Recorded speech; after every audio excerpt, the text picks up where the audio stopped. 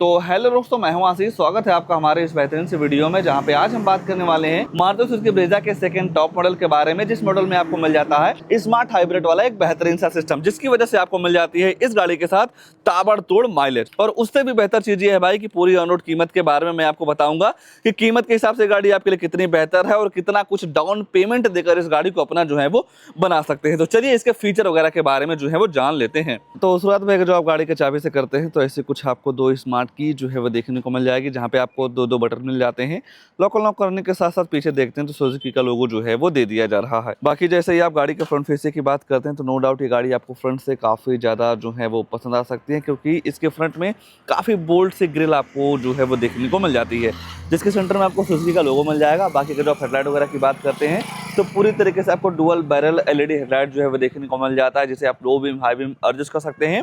और day time running DRL भी जो है वो साथ ही में दे दिया गया है। टर्न इंडिकेटर की प्लेसमेंट आपको ऊपर देखने को मिल जाएगी। 198 mm का काफी अच्छा खासा ग्राउंड क्लियरेंस जो है वो देखने को मिल जाता है।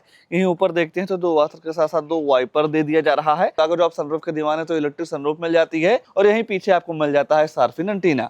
बाकी जैसे ही आप गाड़ी के साइड प्रोफाइल की बात करते हैं तो साइड से आपको ऐसा कुछ प्रोफाइल जो है वो देखने को मिल जाएगा, जहाँ पे आपको ऑल ब्लैक कलर के साथ अलॉय व्हील जो है वो देखने को मिल जाती है।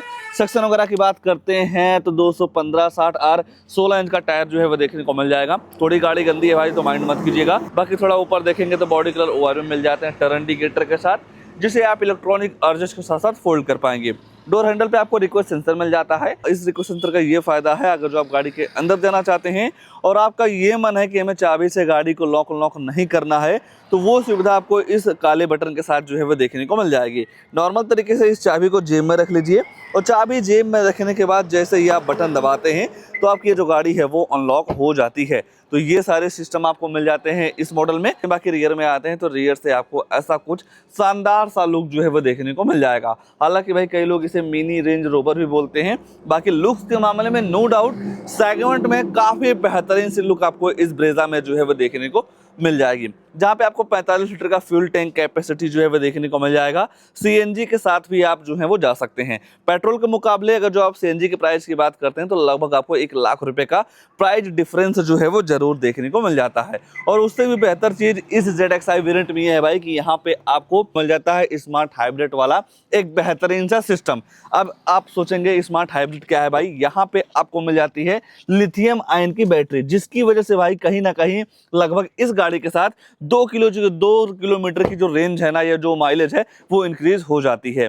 हालांकि भाई पहले बेस मॉडल से आया करता था, बाद में इस चीज को हटा के केवल top and second top model में दे दिया गया था। कहीं ना कहीं अगर जो आप लेते हैं top and second top model तो ये फायदा आपको जरूर जो है वो देखने को मिल जाएगा। बाकी और फीचर्स देखते हैं तो यहाँ पे आपको मिल जाता है पार्किंग कैमरा, ब्रेजा वगैरह की ब्रांडिंग मिल जाती है, सुजुकी का logo, wiper, defogger, high motor stop lamp, spoiler भी जो है वो दे दिया जा रहा है। खासकर भाई इसके रियर में जो टेल लाइट यूनिट है और ये जो डिजाइन है ना, ये पर्सनली काफी बेहतरीन लगता है। ये ब्रेक वाली यूनिट हो गई, टर्न इंडिकेटर, रिवर्स लैंप इसका यहाँ पे जो है वो दे दिया जा रहा है। बाकी और नीचे देखते हैं तो 4 रिवर्स अल्ट्रासोनिक पार्किंग सेंसर मिल जाएंगे।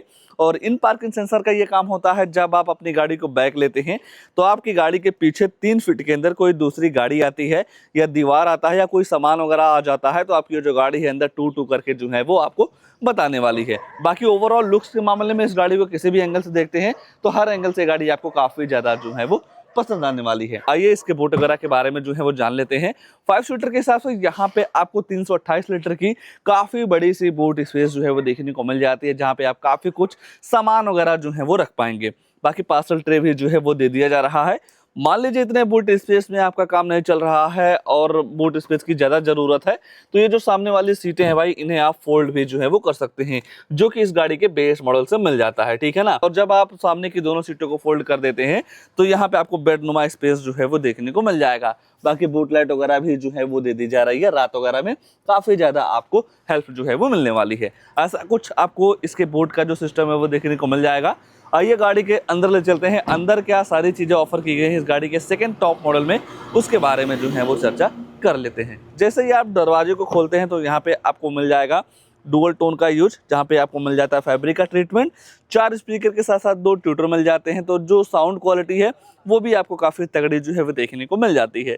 बाकी जैसे ही आप गाड़ी के अंदर देखते हैं तो यहाँ पे भी आपको डुअल टोन का यूज जो है वो देखने को मिल जाएगा।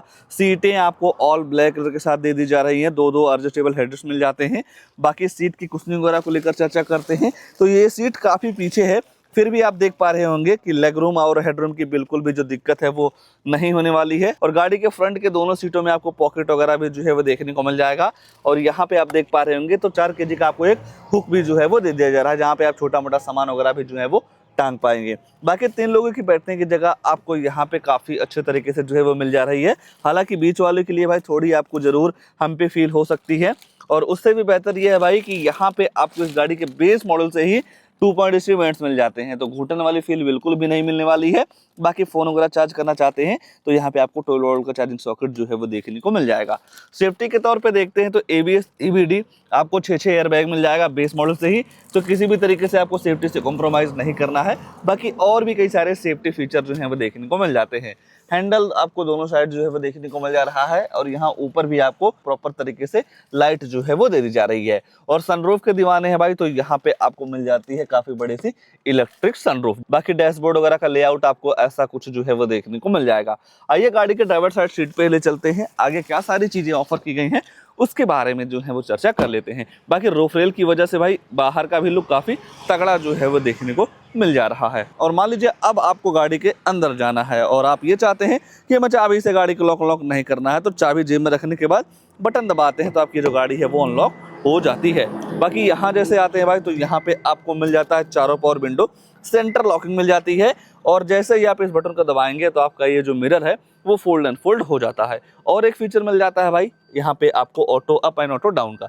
एक बार इग्निशन जो है वो ऑन कर देते हैं, ऑटो डाउन करते हैं तो 1 टच करते ही डाउन हो जाता है। जब आप ऑटो अप करते हैं, बाय द वे अगर जो आपका हाथ ऐसे आ जाता है तो ये आपके हाथ को फंसने नहीं देता है, मिरर को रोल डाउन कर देता है।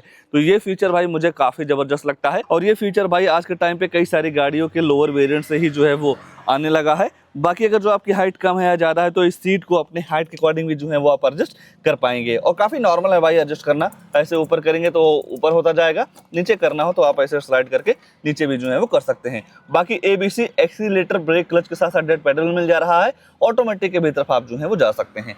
यहाँ पे आपको मिल जाता है बोनट खोलने का सिस्टम और मिल जाएगा फ्यूल लिड, तो आप यहाँ से ओपन जो है वो कर पाएंगे। और यहाँ पे आपको कई सारी बटन दे दी जा रही हैं। पहला हेडलाइट का लेबल हो गया, traction control, idol start stop वाला जो फीचर है वो भी दे दिया जा रहा है। जब आप गाड़ी को ट्रैफिक में लेकर चलते हैं और जैसे ही गाड़ी को न्यूट्रल करते हैं तो ऑटोमेटिक आपकी जो गाड़ी है इस फीचर की वजह से बंद हो जाती है। दोबारा क्लच प्रेस करते हैं तो ऑटोमेटिक जो है वो स्टार्ट हो जाती है। बाकी आपको यहाँ भी मिल जाता है पुश बटन, जहाँ से आप अपनी गाड़ी को नॉर्मल तरीके से चालू और बंद जो है वो कर पाएंगे। बाकी अंदर से ऐसे कुछ आपको नजर आने वाली है, जहाँ पे आपको भाई MID काफ़ी तगड़ी मिल जाती है। और जैसे ही मैं जूम करता हूँ तो आपको दिख रहा होगा इंजन, मोटर और बैटरी, ठीक है ना। तो यहाँ पे आपको मोटर के साथ साथ जो लिथियम आयन की बैटरी लगी है ना उसका कनेक्शन आपको यहाँ पे जो है वो देखने को मिल जाता है। और कहीं ना कहीं इसकी वजह से जो माइलेज इंक्रीज होती है ना इस मॉडल में, उससे आपको काफ़ी ज़्यादा राहत जो है वो मिलने वाली है। बाकी इसी ही बटन को प्रेस करके गाड़ी की फ्यूल इकोनॉमी, एवरेज वगैरह का जो इन्फॉर्मेशन है वो आप काफ़ी आसानी तरीके से ले पाएंगे। बाकी जैसे आप स्टीयरिंग पे नजर डालते हैं तो यहाँ पे आपको डी-कट का यूज जो है वो देखने को मिल जाएगा। सेंटर में आपको सुजुकी का लोगो मिल जा रहा है, यहाँ से आप क्रूज जो है वो सेट कर पाएंगे। दूसरी साइड देखते हैं तो इस म्यूजिक सिस्टम के सारे कंट्रोल्स मिल जाते हैं, जहाँ से आप वॉल्यूम डाउन कर सकते हैं। फोन उठाने के करने के साथ साथ वॉइस कमांड का भी फीचर आपको स्टीयरिंग पे ही जो है वो देखने को मिल जाता है। बाकी टिल्ट हो गया, टेलीस्कोपिक वे में भी आप इस स्टीयरिंग को जो है वो एडजस्ट कर पाएंगे। लाइट वगैरह आप ऐसे ऑन कर सकते हैं। वाइपर चलाने का सिस्टम आपको यहाँ पे जो है वो देखने को मिल जाएगा। ऊपर देखते हैं तो टिकट होल्डर, डे नाइट टायरियम के साथ साथ चश्मा वगैरह आप यहाँ पे जो है वो रख पाएंगे। लाइट वगैरह भी जो है वो मिल जा रही है, हालांकि LED नहीं मिलता है। जो आप फोन वगैरह से बात करते हैं वो जो माइक है यहाँ पे लगाई गई है। बाकी अगर जो आप सनरूफ खोलना चाहते हैं तो 1 टच करने के बाद ऐसा कुछ इसका जो इलेक्ट्रिक सनरूफ है वो ओपन हो जाता है। कई बार दिखाने की बारी आती है तो ओपन नहीं होता, बाकी 1 टच करेंगे तो ओपन जो है वो हो जाएगा। बाकी काफ़ी डिसेंट स्पेस मिलता है, एक बंदे आराम से जो है वो आप खड़ा कर सकते हैं। बाकी बंद करना हो तो 1 टच करने के बाद। और एक बार थोड़ा मैं नज़ारा आपको दिखा देना चाहूँगा, ऐसा कुछ बाहर का नज़ारा जो है वो देखने को मिल जाएगा। बाकी वन टच करने के बाद इसका जो इलेक्ट्रिक सनरूफ है वो बंद भी हो जाता है। दूसरी साइड देखते हैं तो वैनिटी मिरर के साथ साथ लाइट वगैरह भी जो है वो दे दी जा रही है। बाकी जैसे ही आप सेंटर में देखेंगे तो यहाँ पे आपको 7 इंच का फुल एचडी डिस्प्ले मिल जाएगा Android auto play, Apple CarPlay के साथ, नेविगेशन, ब्लूटूथ कनेक्टिविटी, यूएसबी लगा के आप वीडियो वगैरह भी जो है वो चला सकते हैं। बाकी सेटिंग वगैरह में जाएंगे तो डिस्प्ले, ब्राइटनेस, लैंग्वेज वगैरह के साथ साथ कई सारी चीजों को आप अपने हिसाब से सेट कर पाएंगे। और भी 2-4 चीजें काफी बेहतर दे दी जा रही हैं। जब आप डेली लाइफ में इस इंफोटेनमेंट सिस्टम को चलाएंगे तो धीरे धीरे आपको सारी चीजों का नॉलेज जो है वो हो जाएगा। बाकी रिवर्स कैमरे की बात करते हैं तो ऐसा कुछ आपको यहाँ पे डिसेंट क्वालिटी का कैमरा जो है वो देखने को मिल जाता है।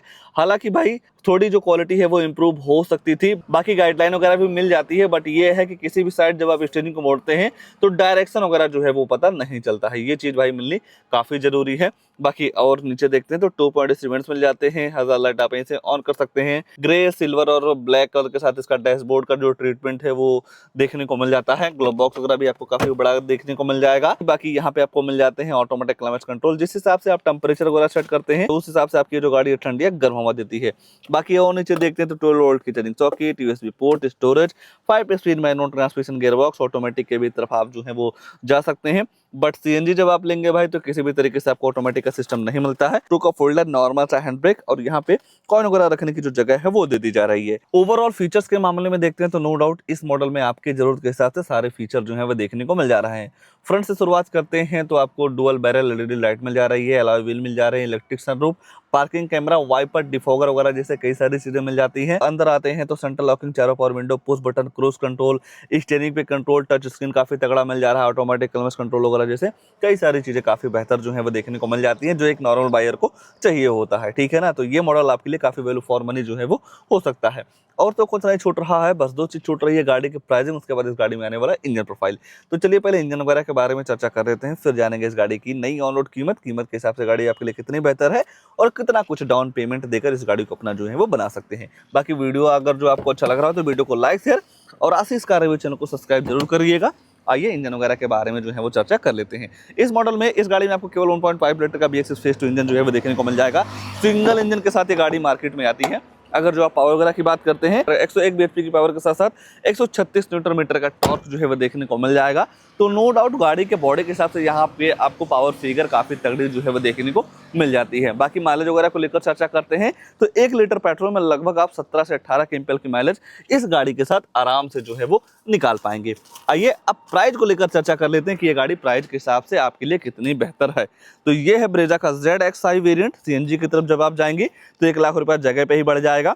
और पेट्रोल की अगर जो आप कीमत की बाकी पेट्रोल की कीमत की बात करते हैं तो 10,39,843 रुपये एक्स-शोरूम कॉस्ट करता है। आरटीओ रजिस्ट्रेशन चार्ज पड़ जाएगा 1,03,984 रुपये का। इंश्योरेंस पड़ जाता है 49,951 रुपये की। बाकी मैं आपको यही बता देना चाहूँगा भाई, जब आप कोई भी गाड़ी 10 लाख से ऊपर लेते हैं तो इस एक्स-शोरूम का 1% टीसीएस गवर्नमेंट को जो है वो देना रहता है। हालांकि अगर जो आपके पास आरटीआर जीएसटी वगैरह है तो ये जो टीसीएस है भाई कुछ समय बाद आपके अकाउंट में रिफंड जो है वो हो जाती है। ये सारी चीजें मिला के गाड़ी की जो टोटल ऑन रोड कीमत निकल के आएगी 12,04,176 रुपए की। हालांकि भाई किसी भी शोरूम पे जब आप जाते हैं तो 10-20 हज़ार रुपए का डिस्काउंट आराम से जो है वो देखने को मिल जाएगा। डाउन पेमेंट कम से कम 2.5 लाख रुपए का आप कर सकते हैं। 9,54,176 रुपए का लोन हो जाएगा, जहाँ पे 7 साल के लिए EMI निकल के आएगी 15,840 रुपए की।